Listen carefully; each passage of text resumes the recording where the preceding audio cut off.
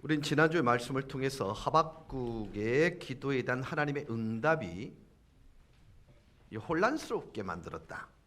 당혹스러움을 품게 하였다. 앞뒤가 전혀 맞지 않은 것처럼 보였음에도 불구하고 하박국은 결국 하나님의 품성, 그 품성을 신뢰하는 자리까지 나갔다고 말씀을 드렸습니다. 어떻게 거룩하신 하나님께서 자기 백성을 심판하기 위해 더 악한 민족을 사용할 수 있을까? 그러나 그는 결국 하나님을 경외하는 사람들에게는 하나님께서는 여전히 동일하실 뿐만 아니라 신실하시다. 변치 아니하는 하나님의 품성이 그들 가운데 임한다란 말씀으로 말씀을 나누었습니다. 그 내용들을 잠시 영상을 통해서 확인하시겠습니다. 하박국이요, 유다 현실을 직면하면서 통렬한 기도를 하나님께 올렸을 때에 하박국 기도에 대한 하나님의 응답은 하박국으로 하여금 되게 당황하게 만듭니다. 그 갈등은 이거예요. 어떻게 거룩하신 하나님께서 자기 백성을 심판하기 위해서 저토록 악한 존재들을 이용하십니다. 근데 한 가지를 깨닫습니다. 하나님을 경외하는 사람들에게는 하나님께서는 여전히 항상 동일하신 분이다. 변치 않는 하나님이라는 사실을 깨닫습니다. 한번 이런 질문을 할게요. 하나님은 더 발전하시거나 더 성장하셔야 하거나 또 더 좋아지시는 분이십니까?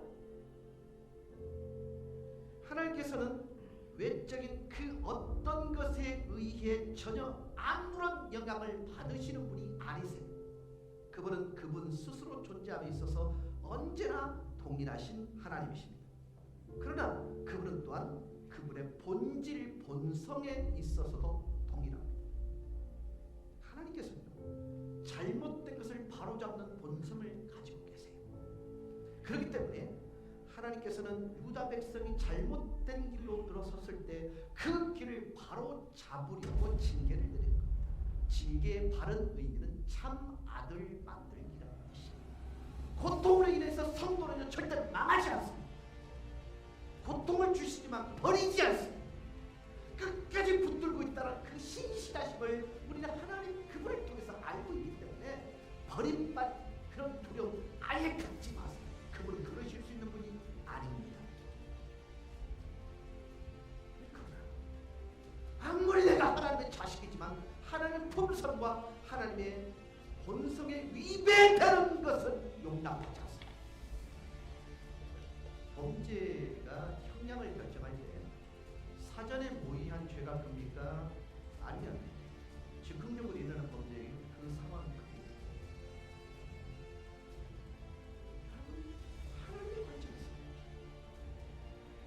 유대인들이 지은 죄는요, 갈대인들이 지은 죄보다 더 악합니다. 왜요? 하나님이 무엇을 원하는지 알고 있었어요. 그 많은 선지자들이 돌이킬 것을 종용하고 도전하고 그토록 가슴을 찢으면서 회개하고 돌아올 것을 외쳤음에도 불구하고 하나님 원하는 것을 순종하지 않고 거절했습니다. 돌아보십시다. 하나님의 신실하심을 잘 모르십니다. 하나님을 어린 아이처럼 믿고 하고 계십니다. 매일의 삶에서 하나님과 동행하는 연습을 계획하고 계십니다. 저는 이 시간 성령께서 잘못된 부분이나 잘 안 되는 부분을 고칠 수 있는 놀라운 기적의 현장이 되기를 주 예수 그리스도의 이름으로 축원합니다. 그렇습니다. 변하지 않는 본성, 그것은 우리에게는 은혜입니다. 우리를 향한 일관성은 우리를 향한 하나님의 자비입니다. 옳지 않음에도 불구하고 상대방의 기분을 맞추기 위해 우리가 원하는 커트라인을 낮추실 수 있는 것은 육신의 아버지는 가능할지 모르지만 영의 아버지인 하나님은 결코 그 일들에 대하여 용납하지 않습니다. 그래서 하나님께서는 유다가 잘못된 길로 들어섰을 때 그들을 바로잡기 위해 징계를 하고 계셨던 것입니다. 오늘 본문을 통해서 우리가 살펴볼 수 있는 이제 마지막은 인내하고 계시는 하나님의 모습입니다. 여러분이 느끼실 때 하나님은 기다리고 또 기다렸다는 사실들을 인지하는 일, 이거 너무나 중요한데 여러분은 그걸 느끼고 계십니까? 나를 길이 참아주고 계시는 하나님을 느끼고 계십니까? 여러분, 그렇지 않으면 우리는 우리의 마음에 화인을 받을 수밖에 없습니다. 저는 유다라는 한 나라의 역사 기록은 하나님의 인고와 인내하심을 보여주는 전형적 본보기라 여깁니다. 몇 년 동안 하나님은 하나님의 선지자들 끊임없이 보내서 회복의 메시지를 약속하십니다. 이렇게 하면 너희들은 가장 영화로운 자리에 가게 될 거야를 반복하였음에도 불구하고 그들은 돌아오지 않았습니다. 그들은 선지자 말에 귀를 기울이지 않았습니다. 그래서 하박국 선지자가 살고 있던 그 시기에 하나님이 마침내 유다를 심판한 것입니다.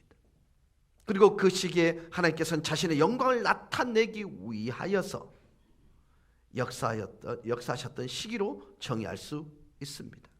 여러분, 이거 아십니까? 하나님 당신의 영광을 위하여 질투하신다는 사실을 여러분 아십니까? 우리들은 14절에서 17절의 말씀을 방금 봉독에 올렸습니다. 한번 같이 읽겠습니다. 주께서 어찌하여 사람을 바다의 고기 같게 하시며 다스리는 자 없는 벌레 같게 하시나이까? 그가 낚시로 모두 낚으며 그물로 잡으며 투망으로 모으고 그리고는 기뻐하고 즐거워하여 그물에 제사하며 투망 앞에 분향하오니 이는 그것을 힘입어 소득이 풍부하고 먹을 것이 풍성하게 됨이니이다. 그가 그물을 떨고는 계속하여 여러 나라를 무자비하게 멸망시키는 것이 옳으니까. 자, 여러분, 풍어제를 지내서 그들이 올린 수익이 용왕님 때문이라고 얘기하는 그들의 수익이 많아져요. 근데 그 사람들이 예수 믿는 우리를 핍박을 해요. 하박국이 이렇게 말합니다. 그들이 이렇게 말하는 게 맞습니까? 라고요. 여러분, 바벨로니아 즉 갈대아 사람들은요 다실론주의자입니다. 다수의 신들과 여신을 믿었어요. 벨이라는 신은요 이 판테온 신전의 우두머리였습니다. 아누라는 신은요 하늘의 신입니다. 네보는 문학과 지혜의 여신입니다. 네르 같은 하늘의 신이 있고 에아라는 마술의 신이 있습니다. 그러니까 한 개의 신이 아니에요. 정말 많은 신들이 존재했는데 바벨로니아 제사장들은 모세 율법에서 전적으로 금지하고 있는 온갖 기륭을 예측하는 우상 숭배 행위를 일삼았던 존재들입니다. 하나님께서 이처럼 영적으로 타락해서 온갖 악행을 일삼는 사람들이 하나님의 거룩한 성전과 또 하나님의 사람들인 이스라엘 백성들에게 기업으로 물려준 거룩한 땅 유다를 정복하도록 허락했다는 그 사실이 앞뒤가 맞지를 않는 것처럼 보이잖아요. 이 사람들의 특징이 뭐예요? 물질적인 이익과 탐욕에만 관심이 있습니다. 이것을 취하는 일에서는요 물불을 가리지 않았습니다. 그들은 모든 만물을 창조하신 하나님을 외면하고 하나님에 대해서 오만불손한 사람들이었습니다. 거만했고 교만하였고 자신들이 가진 힘으로 온갖 행포를 일삼았던 사람들입니다. 하나님께서 이런 사람들을 이용해서 하나님의 백성을 심하게 하셨다, 다루셨다. 자, 여기서 여러분 느끼실 수 있는 것은 무엇입니까? 죽이기 위해서 하나님은 징계하시지 않으셨어요. 그들의 마음에서 우선순위에서 밀려나신 하나님께서, 첫 번째 자리에서 밀려난 하나님께서 질투하시는 하나님으로 그려지고 있는 것입니다. 좁아 보이십니까? 옹졸하게 보이십니까? 하나님이 우리를 이 땅에 지으신 목적은 단 한 가지예요. 우리를 당신의 가장 우선순위에 두셨던 것처럼 우리 역시 하나님 그분이 최우선이기를 바라고 제1순위이기를 바라는 것입니다. 이게 하나님의 소망입니다. 우리가 이 땅에 존재해야 될 이유이기도 하는 것입니다. 그래서 하나님께서 어떤 대가를 치르더라도 하나님 당신의 영광을 지켜내시는데 좀 속된 표현으로 혈안이 되셨어요.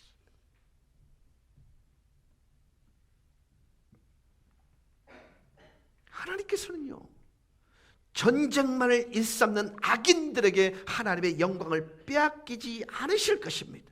하나님께서 이 모든 것을 지켜보셨지만 침묵하셨습니다. 이처럼 악한 일들을 지켜보면서 그에 대하여 아무 일도 하지 않으셨습니다. 오늘 말씀을 통해 하나님께서 바벨로니아의 악과 하나님의 거룩한 백성들이라는 사람들이 짓는 이 세상의 모든 악과 죄를 바라보시면서 얼마나 인내하셨으며 얼마나 오래 참으셨는가에 관한 얘기를 좀 나누려고 하는 것입니다. 우리는요, 당하는 것만 억울합니다. 기다리시고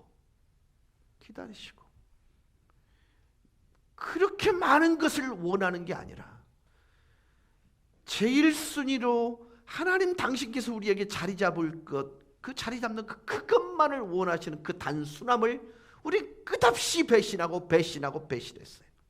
그러나 하나님 그럼에도 불구하고 기다려 주셨습니다.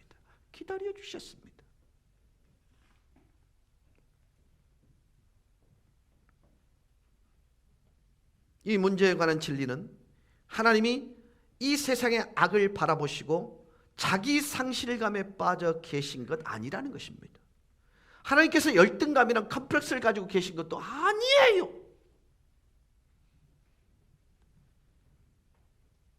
하나님은요, 이 세상의 그 어떠한 우상에 의해서도 위협받지 않으세요.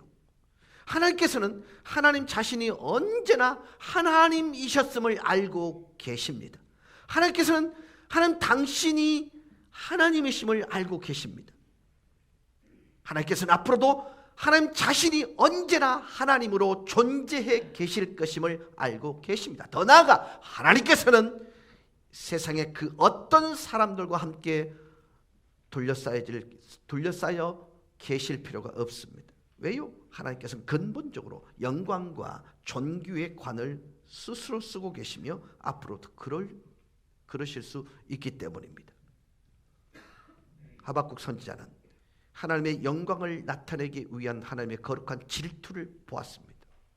저 역시 여러분이 그것을 보실 수 있기를 바랍니다. 이게 신앙입니다. 네.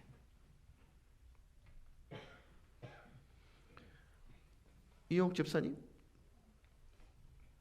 준혁이가 집사님보다 우리 집사람을 더 좋아해. 집사님 생일은 안 챙기는데 우리 집사람 생일을 챙겨. 잘해. 이러겠어요? 여러분, 부모로서 자식에게 기대하는 바는 한 가지입니다. 우선순위면 좋겠어. 육신을 가진 존재가 우리예요. 그런 우리도 이 부분에서는 포기를 하지 않습니다. 여러분, 하나님은요, 하나님 백성들에게 요구하는 건 단 한 가지밖에 없습니다. 당신의 영광을 내게서 다른 존재가 취하는 걸 못 견디시는 거예요. 이것은 굉장히 중요한 신앙의 근거가 됩니다. 이런 눈치 없는 교인들이 계시거든요. 목사님, 제가 어느 교회 부흥회를 갔는데요, 와, 제 인생에 그런 설교 처음 들어봤어요.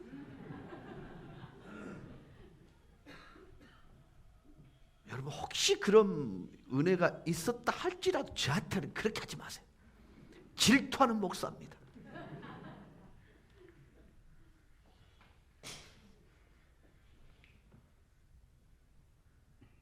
그래서 하나님은 하나님의 은혜를 드러내기 위하여 드디어 하나님의 공의를 실현하시기 시작합니다. 이 말을 이해 잘 하실 수 있기를 바랍니다. 하나님은 은혜를 드러내기 위하여 공의를 실행하십니다. 여러분 이 문장 하나 완성하려고 제가 이틀 밤을 새웠습니다. 어떻게 하면 정확하게 표현할 수 있을까? 하나님의 은혜를 나타내시기 위한 하나님의 공의, 12절 말씀의 남은 부분에 하박국 전체 메시지를 이해할 수 있는 열쇠가 담겨져 있습니다. 하나님의 계획에 관한 질문을 한 후에 하박국은 한 줄기 삼강처럼 깨달아진 하나님의 목적이 무엇인지를 알았어요. 같이 읽겠습니다. 선지자가 이르되 여호와 나의 하나님 나의 거룩한 이시여 주께서는 만세 전부터 계시지 아니하시니까 우리가 사망에 이르지 아니하리이다. 여호와여 주께서 심판하기 위하여 그들을 두셨나이다. 반석이시여 주께서 경계하기 위하여 그들을 세우셨나이다. 정확하게 꿰뚫고 있습니다. 다른 말로 표현하면 하박국 선지자는 하나님께서 왜 이렇게 역사하는지 완전하게 이해하지도 못했을 뿐만 아니라 전적으로 동의하지도 않았습니다. 하박국 선지는 하나님께서 언제나 하나님을 온전히 찬양하고 하나님을 온전히 경외하고 경배하는 사람들을 향하여 진노하지 않는다는 사실을 깨닫고 꽉 움켜잡으셨습니다. 하나님 그분은 하나님이세요. 그리고 그분은 너무나 거룩하시기 때문에 옳은 일을 하지 않을 수 없는 분이십니다. 비록 하나님께서 계획과 목적을 이루기 위하여 그처럼 악한 이방 민족을 도구로 사용하기는 하셨지만 하나님께서는 자신의 거룩한 백성에게 회개할 기회를 충분히 주셨다는 것을 알게 되었습니다. 여러분 혹시 어린 시절 분명히 이 오줌을 가려야 되는데 이불에 실내하신 경험을 가지고 계신 분 계십니까? 그래서 채를 머리에 써보신 경험 있는 분 손 한번 들어보세요. 아 이건 자존심에 가는 얘기. 아유 우리 박 집사님 써보셨어요? 갔어요. 그 썼어요? 그리고 소금 얻으러 가셨어요? 그러면 얻으러 가면 소금만 줍니까? 뭐 합니까? 누가? 그 잡아와. 자 여러분 이게 굉장히 심리학적으로는요 고단수의 충격요법입니다. 어른들이 생각 없이 채에다가 가면 요만한 이 부식갱이 아시죠? 그걸 갖고 채를 막 때립니다. 그 소금을 줍니다. 인지시키는 거예요. 여러분 분명히 하박국은 깨달았어요. 주께서 경계를 위하여 우리를 긴장시키기 위해 우리를 돌이켜내기 위하여 그들을 사용하고 있습니다를 알고 있었습니다. 그럼에도 불구하고 그는 알고 있었어요. 유다 백성들에게 충분히 회개할 시간들을 주었다.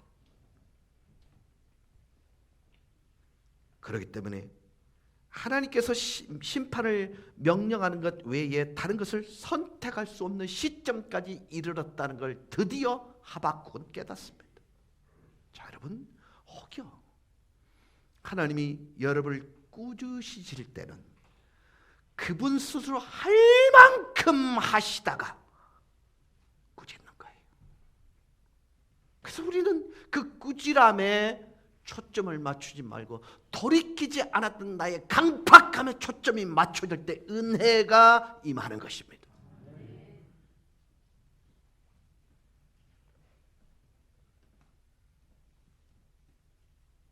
그리고 하나님은 굽은 것을 바로잡기 위해 이 일들을 시작하신 것입니다. 저는 가끔씩 사람들이 이런 말 하는 것을 듣습니다. 하나님은 정말로 공평하지 않아. 그러면 저는 반드시 이렇게 말합니다. 맞아요. 하나님 정말로 공평하지 않아요. 그래서 정말 하나님이 공평하지 않다는 사실이 저는 정말 기쁩니다. 여러분이 아시다시피 하나님이 정말로 공평하셨다면 우리들은 우리들 스스로 아무것도 할 수 없는 그런 상황에 놓이게 돼요. 그러면 소망 없는 죄인이었던 우리들은 은혜라는 옷을 입기가 불가능합니다. 가만히 생각해 보세요. 공평하셨다면 여러분요, 무엇이 그들보다 낫기에 여러분이 이 자리에 앉아 있는 거예요.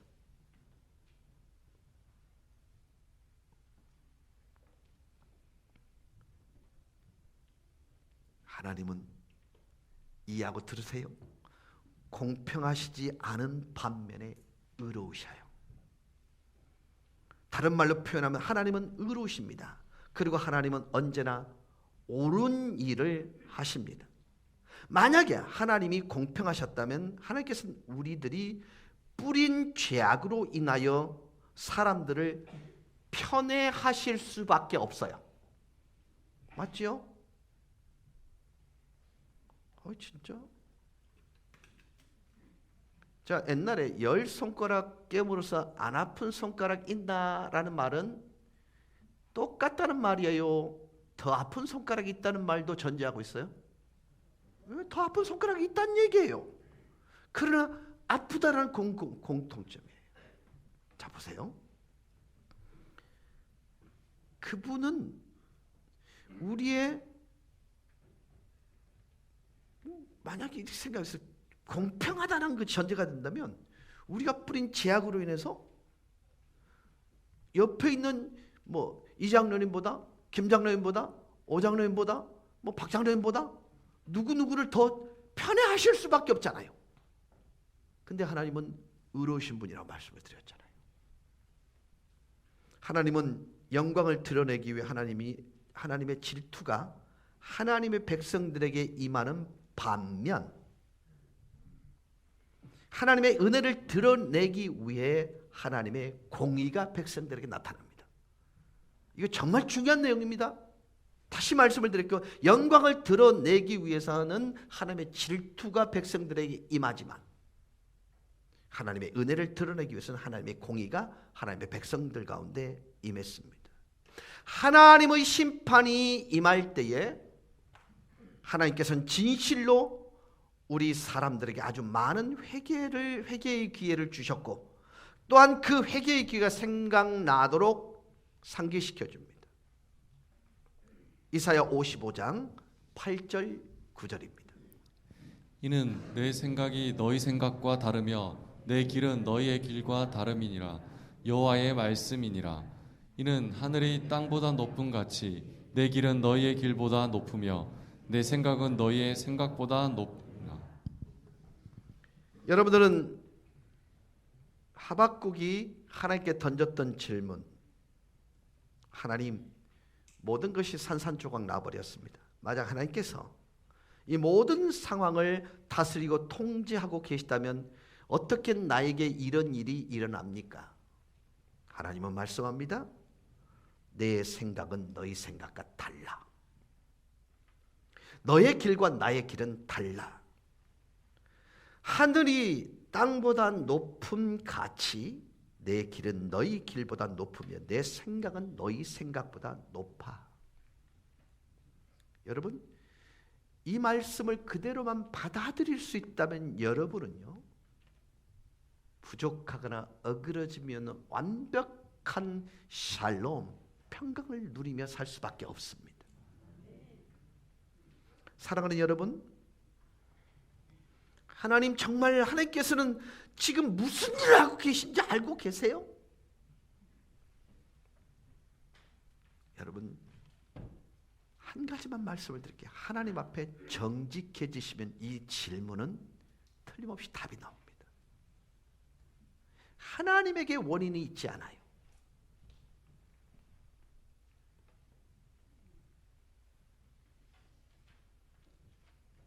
여러분 마음속에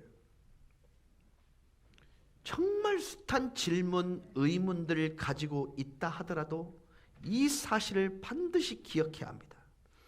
우리들이 하나님의 도우시는 손길을 볼 수 없을 때에도 우리들은 마음으로 하나님을 항상 신뢰할 수 있다는 사실은 잊어서는 안 돼요.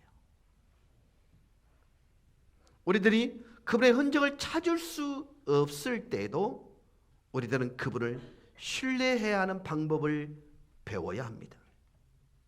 어둠 속에 우리들은 믿음의 믿음으로 걸어가야만 합니다. 왜냐하면 종종 하나님의 길은 어둠에 숨겨져 있을 때가 있기 때문입니다. 하나님께 감사하십시오. 비록 이 세상이 내일 망한다 하더라도 저는 하나님께서 하늘 보좌에 앉아 계시다는 확신을 가득 안고 오늘 밤 잠을 청할 수 있는 것입니다. 하나님은 여전히 이 세상을 다스리고 계십니다.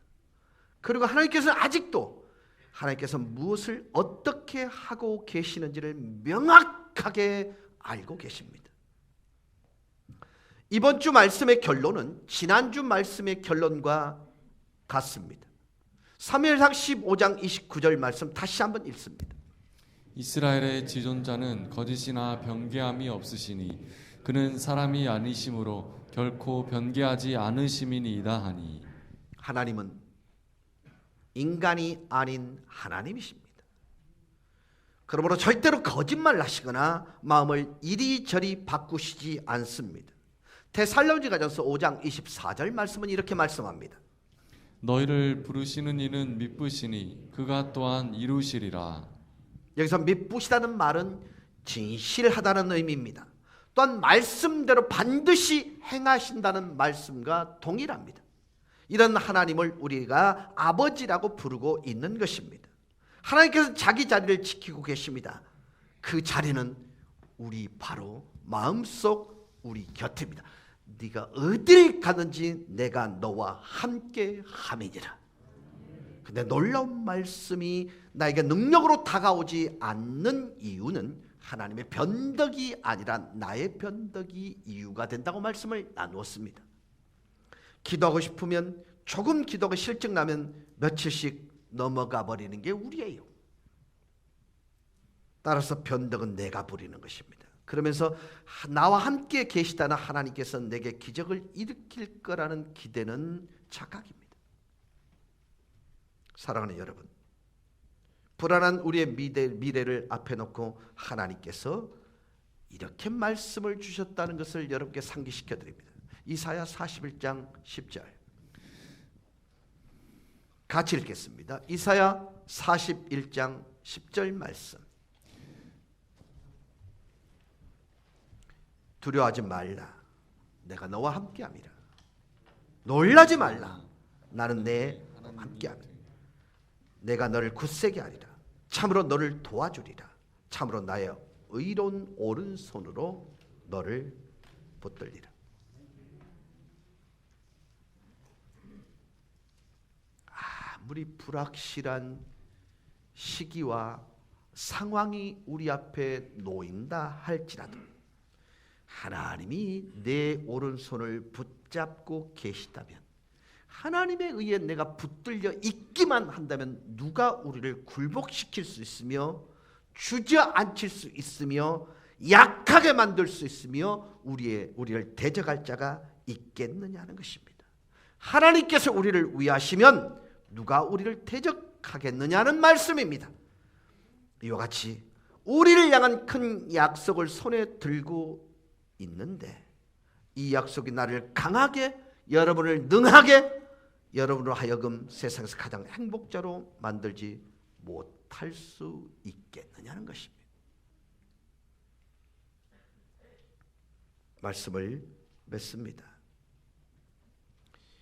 이 시간 성령께서 잘못된 부분이나 잘 안 되는 부분을 고쳐내시기를 기대하고 있습니다.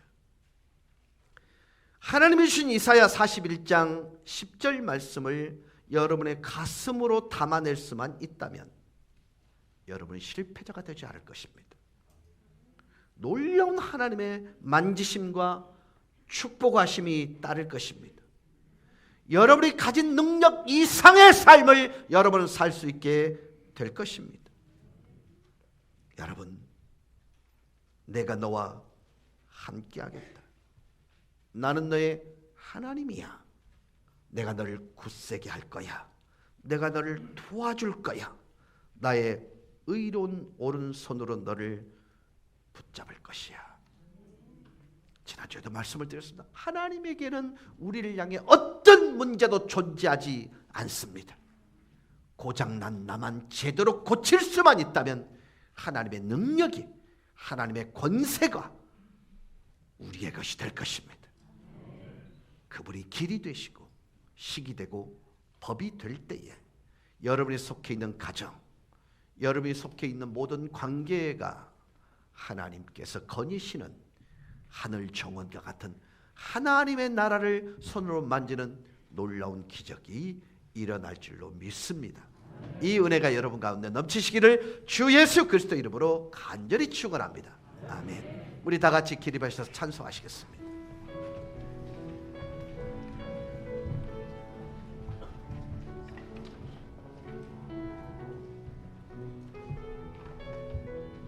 주여, 우리 연약합니다.